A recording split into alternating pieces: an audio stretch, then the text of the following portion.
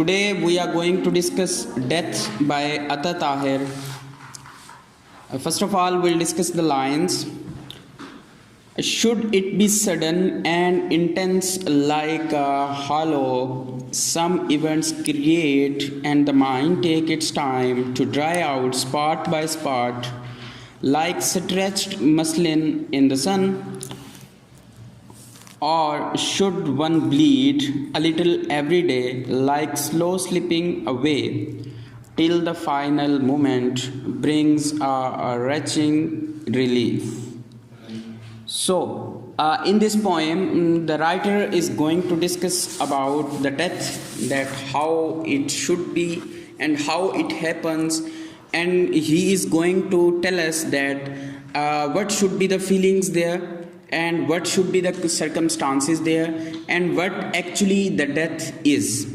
So should it be sudden and intense, कहता है कि इसे कैसा होना चाहिए, शुड इट बी, क्या इसे ऐसा होना चाहिए जैसे ये है, सडन, अचानक आने वाली, तकलीफ देने वाली, शिद्दत वाली, intense, like a hollow some events create, खोखला कर जाती है बंदे को। ये मौत जो है खोखली है, लाइक अ हालो, जैसे आप खोखला भी इसको कह सकते हैं, गड़ा भी कह सकते हैं, आप इसको खाई भी कह सकते हैं। Some event creates and the mind take its time. तो अब इसमें वो ये बताना चाह रहा है कि किस तरह इसमें सारी सिचुएशंस को देखते हुए उसने टैकल करना है। कि देखें, अब वो कहता है कि क्या मौत को अचानक आना चाहिए। बेसिकली वो हमसे सवाल पूछ रहा है कि शुड इट बी सडन, क्या इसको अचानक आ जाना चाहिए, क्या ये तकलीफ दे होनी चाहिए, क्या ये शिद्दत के साथ आनी चाहिए, क्या इसको ऐसे वाक़यात की शक्ल में आना चाहिए जैसे ये आती है। Some events create and the mind take its time. कहते हैं कि कुछ वाक़यात होते हैं और ये वकूफ़ पज़ीर हो जाती है। मतलब आपने देखा होगा, एक्सीडेंट होता है और बंदा क्या हो जाता है, बंदा like a hollow, some events create and the mind take its time to dry out spot by spot, like stretched muslin in the sun. अब आखिर पे वो यहाँ पे सवाली निशान भी उसने डाला हुआ है। तो वो कहता है कि क्या शुड इट बी सडन, हम दोबारा देखते हैं, should it be sudden and intense. असमत एंड राफे गौर कीजिएगा, आपके लिए रिपीट कर रहा हूँ। Should it be sudden and intense like a hollow, some events create. कहते हैं कि मौत को शुड इट बी सडन, क्या इसे अचानक होना चाहिए, क्या इसको शिद्दत वाला होना चाहिए, लाइक अ हॉलो, एक घड़े के मानद, एक खोखला कर देने वाली मौत को। सम इवेंट्स क्रिएट, जो कि कैसे हम तक पहुँचती है, किसी न किसी हादसे के थ्रू हम तक आती है, किसी मीडियम के थ्रू हम तक पहुँचती है।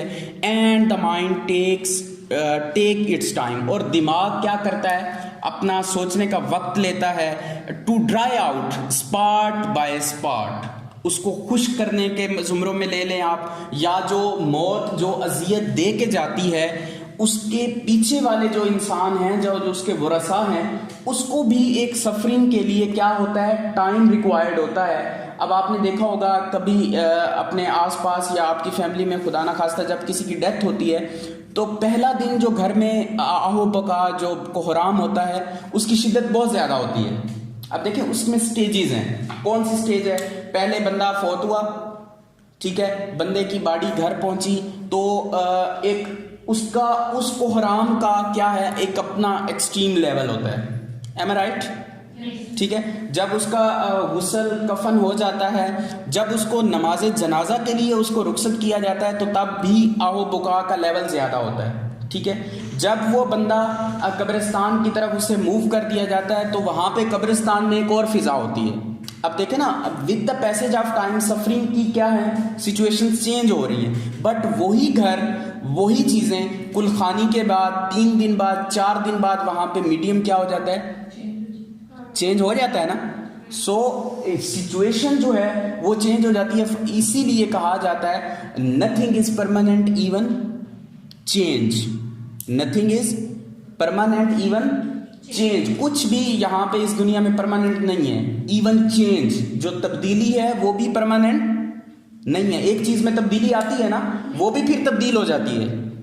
Nothing is permanent even change जो अगर देखें फॉर एग्जांपल कि अगर एक इंसान में तब्दीली आई किसी भी हवाले से, इसी कोड को मैं दोबारा रिपीट करता हूँ, nothing is permanent even change, कि अगर आप में एक तब्दीली आई और आपने उस तब्दीली पे फोकस किया, कोशिश की, लेकिन कॉन्शियसली अनकॉन्शियसली आप कहीं ना कहीं उस तब्दीली में फिर कोई मोड़ ले आए।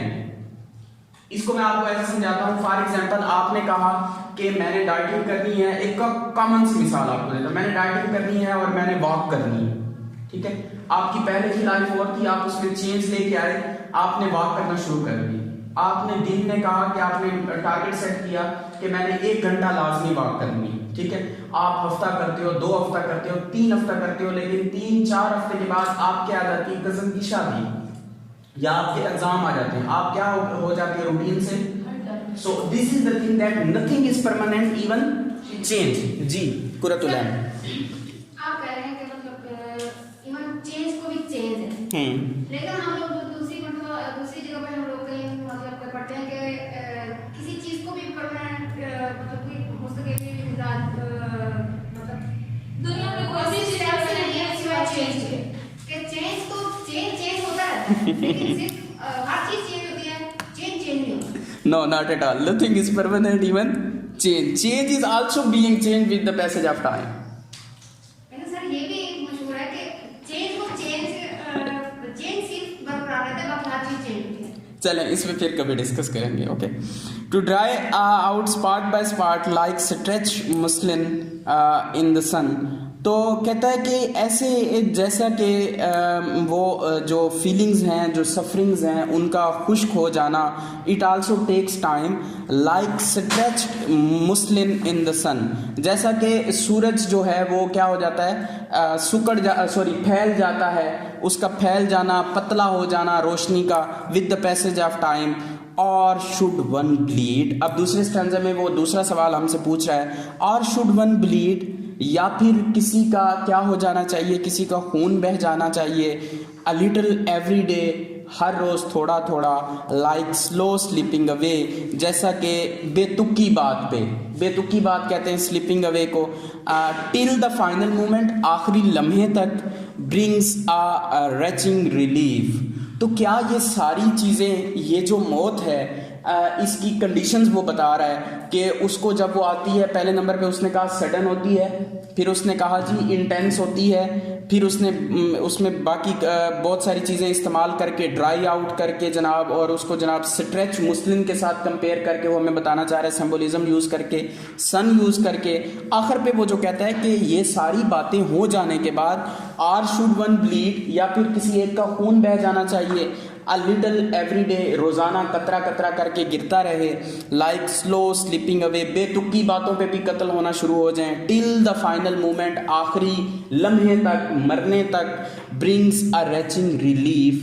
वो कहते हैं क्या जो मौत है वो इंसान को रेचिंग पेन रिलीफ कहते हैं, रेचिंग रिलीफ कहते हैं, बहुत ज़्यादा जो दर्द होता है ना उसको रेचिंग के ज़ुमरे में कहते हैं, पेन के ज़ुमरे में आता है। क्या वो आखिर पे ये पूछते हैं कि क्या मौत जो है वो हमें इन दर्दों से निजात दिलाने के लिए नहीं आती, ठीक है। So that's the point. वो ये कहता है कि मौत जो है बेसिकली इन सारी सफरिंग को दूर भगाने का नाम है। मौत तो आ जाती है, लेकिन मौत क्या करती है कि इंसान की जो सफरिंग है, जिन सर्कमस्टांसिस में इंसान रह रहा होता है, जिन पेन्स में वो रह रहा होता है, उन सब से आज़ादी का नाम क्या है, मौत।